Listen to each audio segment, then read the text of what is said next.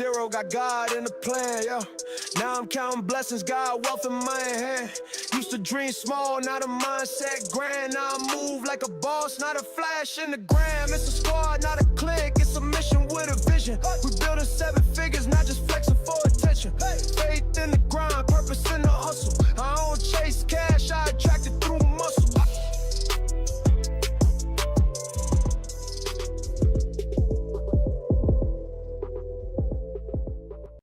All right. Good afternoon. Welcome to another episode of Millionaire Response here on 7 Figure Squad YouTube channel with your money smart guy here, and fired up about this episode because in Proverbs, it says that a man's gift makes room for him. Not his employer, not his title, not his IG or LinkedIn bio or headline, not the company that just laid him off. So the last week, 3 reels went viral, and none of them realized they were preaching the same sermon. People are reacting with feelings, and I am responding today to these reels with strategy from a biblical perspective that is going to reframe how you think about your career, your calling, and your consciousness as an entrepreneur. By the end of this, my goal is that your identity, your rejection, and your business will never look the same. So this is going to be a step on some people's toes. How? Let's get started. 3, 2, 1, let's go. Hey, 7 figure squad, what we go? Run it up. Now, the first reel I want to react to is from a guy named Jason Zhang. He just got laid off from Google. Fired up because he's 3 years into his new job. He's a first-generation immigrant family. I relate to that. And he posted a video that had been viewed by millions of people. Now, most people are watching this and feeling sorry for Jason. And I'm watching this and seeing a mirror for every entrepreneur who has ever built their entire identity around what they do, who they work for, instead of who they are. Let's take a watch. I just got laid off from Google today. When I first got my offer 3 years ago, I thought I made it, not just for me, but also for my parents. Some people say that getting laid off was the best thing that has ever happened to them. But as an only child from an immigrant family, I don't think so. I don't even know if I should tell them yet because I know they will worry. And honestly, I don't have any hobbies and I don't do much outside of work. So a big part of my identity was tied to my job. In a time where big tech layoffs are becoming more common, I know many of you might be going through something similar and wondering what to do next. This is my first time too. But let's figure it out together. I'll be documenting what life is like after layoffs. I hope you never have to go through this, but if you do, I hope this helps. Well, let's just talk about what had happened here. Now, Jason didn't go viral because he lost his job at Google. He went viral because he said this thing nobody else is willing to say out loud. And that for a lot of us, especially first-generation children, immigrants, and overachievers, the job isn't just a job. It's the proof. It's the identity of parents casting on that to the children. It's the answer to every sacrifice that your parents had made. You getting a job here in America. And when that's gone, it doesn't feel like unemployment. It feels like as you just saw there, his whole identity collapsed. It was something that I personally faced telling my family when I left the Marine Corps that I'm going to be an entrepreneur versus going to college after the Marine Corps. But here's my bold take on this. Jason's real problem didn't start the day Google let him go. It started the day he outsourced his identity to Google. And I say that with full compassion because most people watching this have done the exact same thing. I mean, I did it when I was wearing the uniform for the Marines. I'm like, I'm a Marine. That's all I've ever meant to be. As a matter of fact, that's all the Marines ever said. Sapaula, don't get out the Marine Corps. That's all you know how to do is be a Marine. Well, a lot of people do that, whether it be the military or in this case, Google. Maybe a business does that to you, a revenue number you're tied to, a following you're tied to, a title you're tied to. But Genesis 1 says you are made in the image of God, not in the image of your employer, not in the image of your job description. Your identity was established before your first day of work, and it survives your last. And Jason said, let's figure this all out together. That is the most powerful line in his whole video. Not the layoff, not the woe was me, The decision to rebuild publicly, to be honest, to be together. And that's not an employee mindset. That's an entrepreneur being born. I'll be staying posted to him, see what he does with his next steps. And I wish him more power to you, buddy. Holla at your boy if you need help. And I mean that literally. Look, I get DMs from every single day from a lot of folks here on my Instagram and all my social media platforms from entrepreneurs and people who are financially stuck. And maybe it's the identity crisis we just talked about. Maybe it's not knowing how to sell. Maybe it's building something and wondering if it's costing the world more than it's actually giving. And I want to help each and every one of you if you're willing to send me a DM, because my DMs are flooded. But where do you send me a DM? Honestly, where do you get in contact with so I can give you a reply? Because I promise you on social media, a 2-word reply for me in your inbox is not what you need. So what you need is a real conversation one-on-one with someone who has actually built something. That's why I'm in this app called Connect. Connect is the app that lets you connect with me directly. Either you text me a question or you ask me a response so I can send you a video response, or we can set up a one-on-one FaceTime 15-minute minimum that there's no gatekeepers. You ask me a question, I'm going to give you my very best. No waiting 6 months for me to host my next mastermind. If you want a conversation right now, connect with me on Connect. You, me, your question, and a real answer for someone in your corner. Now, the description will have the link in the bottom, or you can scan this QR code on the screen, then download Connect, find me on that app called Connect, and let's actually have a conversation. All right? Connect with me on Connect. Let's get back to it. Now, Jason lost his identity when he lost his job. But the second reel I'm about to post here is about the question that Jason needs to hear right now. For example, for those of you watching, did you ever learn to sell your vision? Because the title from Google was never your calling. It was just your comfort zone. Like, I'm this, I'm a president this, I'm an engineer here, I'm a sergeant here. That was just your comfort zone. But the man about to answer that question right here in the next reel I'm about to share with you built a $60 billion empire after getting stood up at a lunch in Switzerland. That being said, let's take a look at this.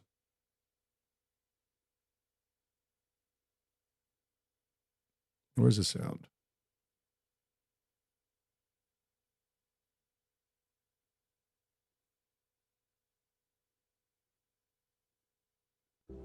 That said, if we're all going to eat, I want the $10 plaque that was behind your desk that said, if we're all going to eat, someone has to sell.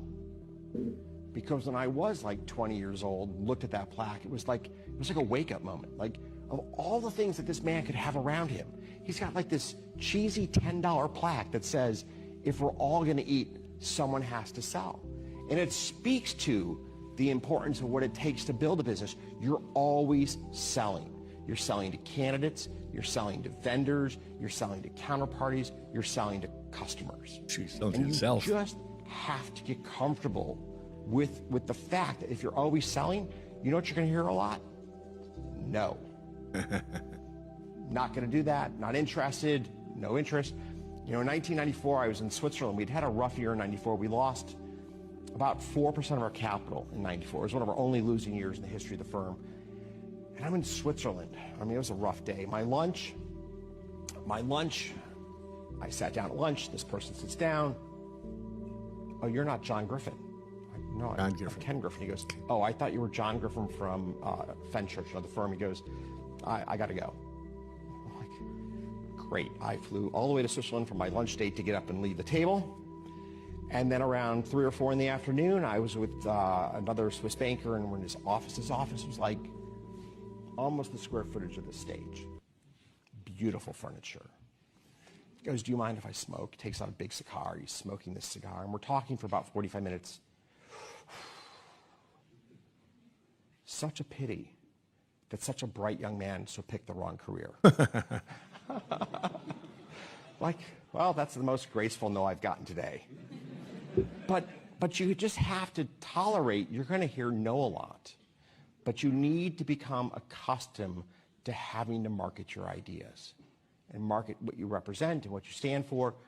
Again, whether it's to people that you want to have work for you or people who are trying to give you capital or customers, you need to get comfortable with the art of selling. I want the $10. All right, if you don't know who this gentleman is, this is Ken Griffin, founder of Citadel, formerly the richest man in Chicago, now helping build the Texas Stock Exchange right here in Dallas. And this man is a billionaire. And he just told a story about flying all the way, from, I would assume, from Chicago to Switzerland and just getting stood up at lunch because somebody thought he was the wrong person.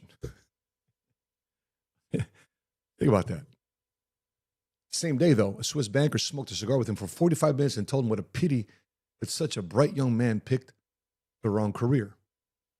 Now, when you're looking at this type of stuff, his situation, him sitting alone at a table in Switzerland, and then told by a man, what? Choke, Marine Corps, you know what they say? We'd say choke yourself.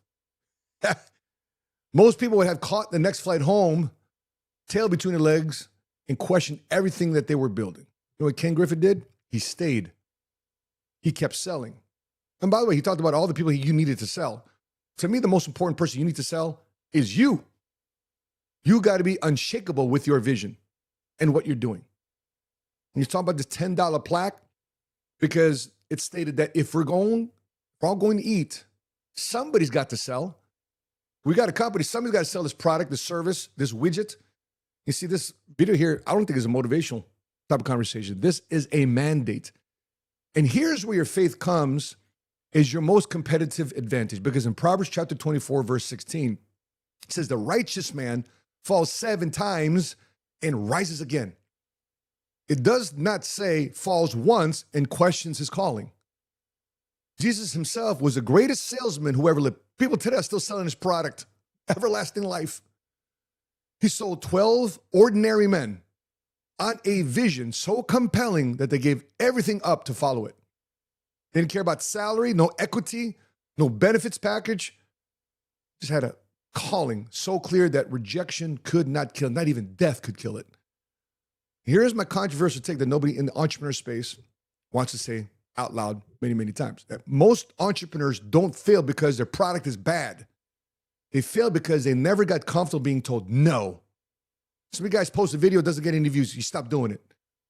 Some of you guys make 3, 4, 5 phone calls, that's not for me. I don't feel this. Now, these guys built something beautiful and then hid it. They called it not being salesy. I call it fear dressed up in humility. Ken Griffin got humiliated in Switzerland in 1994. Today, Citadel now manages over $60 billion.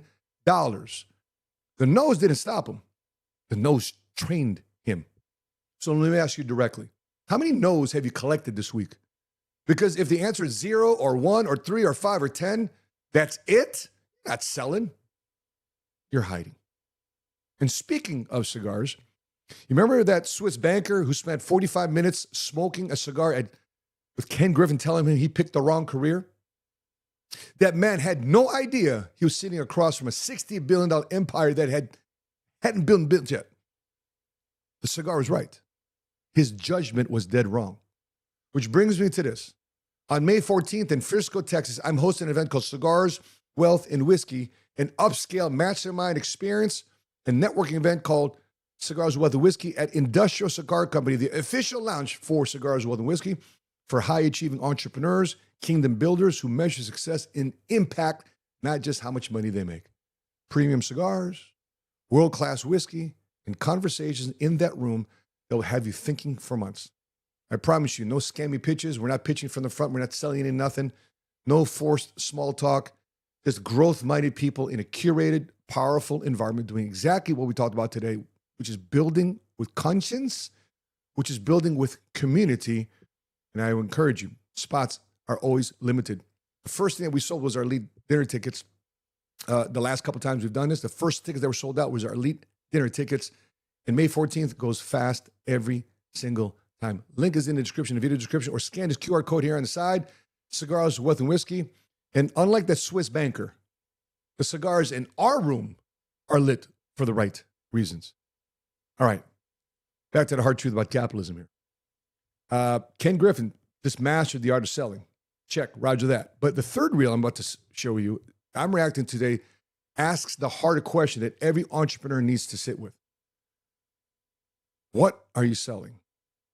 And what does it cost the world for you to build it? because not all profit is progress. And so the third reel that we're going to be looking at this week is coming from a conservative woman, a Catholic, a mom, a capitalist, who walked into her own tribe of fellow conservatives and capitalists and said, the system we all defend has a dark side to it. And she used Adam Smith to prove it.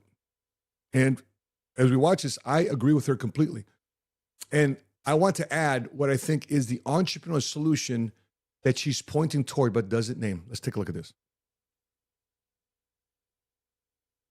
So today I'm going to give you 3 Adam Smith approved examples of why every conservative should be just as critical as I am. First off, modern capitalism will override everything, including morality, for the pursuit of profit. And that's why we have glittering and highly profitable industries like the porn industry that have transformed sacred things like intimacy into commodified products for mass consumption. Second, I think mass migration is bad domestic policy, but modern capitalism encourages the movement of labor from peripheral lower wage regions to wealthier capital intensive regions to meet demand for cheap, flexible labor. And so mass migration or free movement in many ways is a tenet of free market capitalism in the modern world. And third, I loathe the commodification of care. Modern capitalism incentivizes paid profitable labor above all else, and caring for children, the elderly, and our neighbors isn't paid profitable work, which is largely why our families and communities are falling apart. And as a mom, a conservative, a Catholic, and a capitalist, I hate that. I believe that capitalism is the best economic system. We have to give the most number of people freedom, prosperity, and equality. But I would humbly remind my conservative friends that Adam Smith wrote the theory of moral sentiments before he wrote The Wealth of Nations, precisely because he envisioned capitalism being undergirded by a moral framework that in our modern world has been eroded by selfish, destructive, excessive, and immoral greed. So yes, I'm going to continue being a capitalist who's critical of the excesses of modern capitalism, and I would humbly implore my conservative friends who care about their families, their communities, and morality in general to do the same. I get a lot of flack from fellow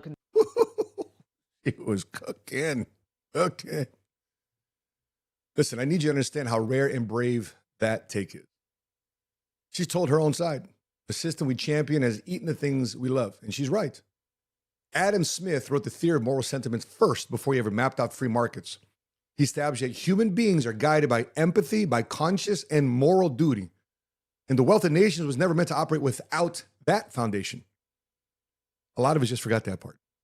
In Proverbs chapter 11, verse 1, it says that dishonest scales are an abomination to the Lord, but accurate weights find favor with him. God has always had an opinion about how business gets done and how it's done. The Bible does not condemn commerce. It condemns commerce without conscience. So here's my add-in. I always said, we want to test a man? Give him money. We really want to test him? Give him money, power, and influence. And here's the part I don't think anyone is saying, that the next wave of great entrepreneurs are not going to be the ones who extract the most value. What? They're going to be the ones who create value without destroying what is sacred. And want to fight the commodification of intimacy? By the way, I just saw the news here that the CEO of OnlyFans just died. And by the way, guess who's defending him? All the profiles, all the people that make money on OnlyFans. Just because you make money and you could do it doesn't mean you should do it. And building business relationship right now is about elevating relationships. The right relationships. You want to fight the commodification of care? Build companies that make it profitable to care for families and communities. I'm dealing with this right now in a senior living center with one of my clients. They keep ratcheting up the cost of having to stay there, knowing that your clients are 70, 80, 9-year-old people who have a fixed income that don't generate any more money. They're essentially kicking out clients and patients that stay in that senior living center who can't afford to be there any longer, all in the pursuit of having some schmuck at the private equity firm happy. Want to solve the labor crisis? Build local economies so strong that people don't have to leave their communities so they can find dignity and so they can find a livelihood. See, this conversation about socialism, it's not woke capitalism either. This is what kingdom entrepreneurship actually looks like. She ended with a humble imploring that her conservative friends listen to this. And I'm ending with this, me personally, on this take. To every entrepreneur that's watching this, what are you building and what is it costing the world for you to build it? One thing I'm never, ever going to sacrifice is my relation with my kids. Now, if my kids have a falling out or we have problems and issues, that's on us. We're never, ever going to have an issue because the business gets in front of our family, our relationships. So before I close, allow me to be personal for a second. Everything I just said about kingdom entrepreneurship building when conscious and creating value without destroying what's sacred, making it profitable to care for families and communities. I'm not just preaching that. I believe I'm living it. I know I'm living it. Because in the last 4 years, our firm has helped over 122,000 families get financially protected with life insurance and help them understand annuities. And when this rocky economy ups and downs, none of our clients are affected because of poor country leadership from the White House. We've built a movement of over 5,000 agents, men and women who wake up every single morning and go serve their communities. And here's the part that gets me every time, that the only way we make money in this industry is by first helping somebody else out financially. I mean, you cannot earn $1 what we do without first putting a family in a better financial position than you originally found them. Tell me another industry where that's the business model. And I thank God every single day that I found this profession in the life insurance industry. And I thank God every day that I get to help other people discover it too.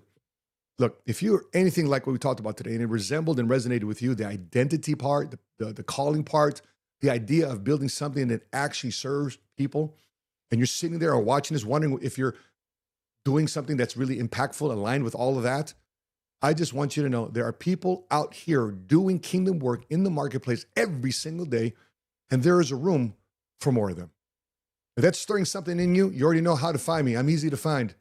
Drop the comment in the comment section, the word movement, and we'll send a link where we can get together. So here's what's all three of these reels are really saying as I wrap things up. I don't think any of them fully realize that they're pointing in the right direction, saying the same thing. We have built a world where your job title is your identity, where rejection is your enemy, where profit is the only thing, the only metric that matters. And it's slowly hollowing a lot of us out. Jason felt it when Google let him go. Ken Griffin felt it in that Swiss banker's office. And this young lady here feels it every time capitalism eats something that she loves. But here's the truth I want to make sure you get left with. In Jeremiah 29:11, one of my favorite scriptures in the Bible says, God has plans for you to prosper, to give you hope in a good future. Not your employer, not the market, not the algorithm, you.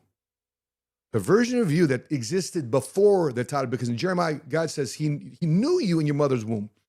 He knew you before the revenue money. He knew you before the title. He knew you before the LinkedIn bio or LinkedIn headline or on IG, whatever it says about you, whatever you prophesy about yourself. He knew you before all of that. And the next era of entrepreneurship is not about building companies. It's about building with conscience, building with resilience, building with an identity rooted in something that no layoff, no rejection, and no market crash can ever take from you. That being said, if you watch this up until now, smash that like button, subscribe, and hit notifications the next time we upload our next episode. And catch me live again next Tuesday, 2 p.m. Central Standard Time for another episode of Millionaire Response. That being said, please put your biggest takeaway in the comment section below. And from Dallas, Texas, I'm your money smart guy. And until we meet again, continue to live smart,